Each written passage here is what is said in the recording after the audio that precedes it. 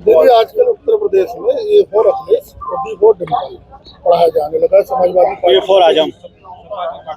क्या कहेंगे इस पर? किस तरह बच्चों को किस तरह ले जा रहे हैं?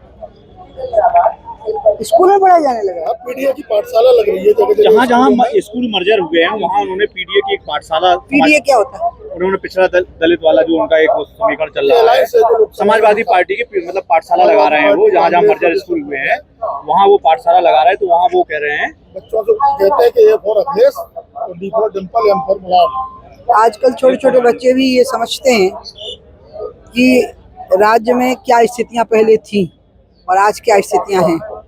आप 4 साल के बच्चे से भी पूछेंगे तो उसके पिता या दादा ने उसको पहले के हालात बता दिए हैं कि ए का क्या अर्थ था और डी का क्या अर्थ था। अब इन सब चीजों का कोई महत्व नहीं है।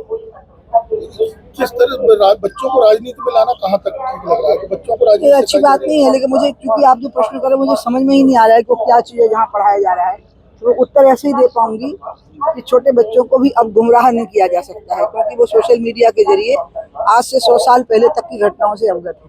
दीदी कल मालेगांव पे आपने बोला भी है, अब उसमें एक चीज महबूब मुजावर जो है एटीएस के अधिकारी, उन्होंने एक खुलासा किया है कि आरएसएस चीफ को फंसाने का उनके ऊपर भागवत जी का नाम इसमें ले आओ, उन्होंने नहीं किया। तो क्या बहुत बड़ा षड्यंत्र था?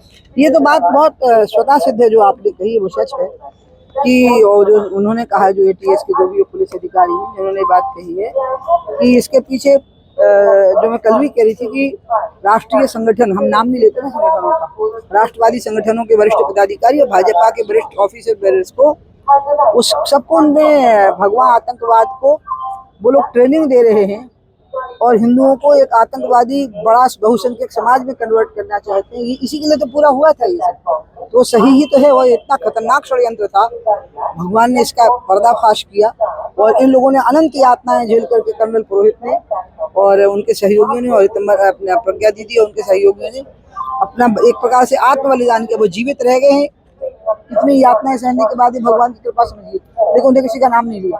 लेकिन अब तो ये कहने लगे कि जांच एजेंसियां फेल हो गई हैं, जब सारे लोग बरी हो गए हैं, निर्दोष हो गए हैं, तो जांच एजेंसियों पे विपक्ष जो हमलावर हो रहा है। जो टिप्पणी है विपक्ष की वो ये है कि ठीक से तफ्तीश नहीं हुई, जबकि सरकार उस समय केंद्र में मनमोहन सिंह की थी और महाराष्ट्र में भी कांग्रेस की थी। इसका मतलब है कि सबूत थे नहीं, झूठ को सच बनाया जा रहा था। तो कितने झूठ को सच बनाओगे? और ये तो इतना बड़ा पाप है कि चिदम्बरम को, दिग्विजय सिंह जी को, राहुल गांधी जी को और उन सबको पूरे देश के सामने क्षमा मांगनी चाहिए और इस पाप का प्रायश्चित करना चाहिए। यदि एक चीज और कि आजकल साथ प्रेमानंद जी ने भी कुछ कहा है और धर्माचार महिलाओं पे मतलब टिप्पणी कर रहे हैं कि महिलाएं थोड़ा सा भ्रमित हो रही हैं, उसको लेकर के सलाह दे रहे हैं, लेकिन उसको अलग तरीके से लिया जा रहा है। ये तो देखिए समाज में एक अच्छी बात है, बुरी बात भी है कि सब बातें तुरंत वायरल हो जाती हैं। अच्छी बात भी है, तो लोग भी तो धर्माचारियों पर टिप्पणी करते हैं, तो धर्माचारी भी टिप्पणी कर देंगे। क्या धर्माचारियों पर लोग कम टिप्पणियां करते हैं? तो मैं इस पर कुछ नहीं बोलूंगी। मैं प्रेमानंद जी महाराज का बहुत आदर करती हूँ, कुछ नहीं बोलूंगी। तो अनिरुद्धाचार्य जी ने सही कहा था, मैं किसी को कुछ नहीं बोलूंगी, इस विषय पे कुछ बोलूंगी नहीं।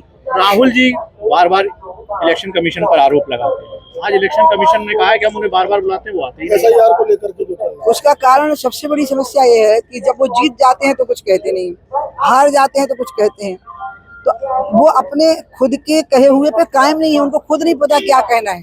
हार और जीत देख के बोलते हैं ना, तो उनके वक्तव्य को कोई गंभीरता से नहीं लेता। वो खुद भी अपनी बात को गंभीरता से नहीं लेते, आप समझ जाओ ना, वो खुद भी अपनी बात को गंभीरता से नहीं लेते। मतलब राहुल गांधी अपने कहे हुए पे गंभीर नहीं होते।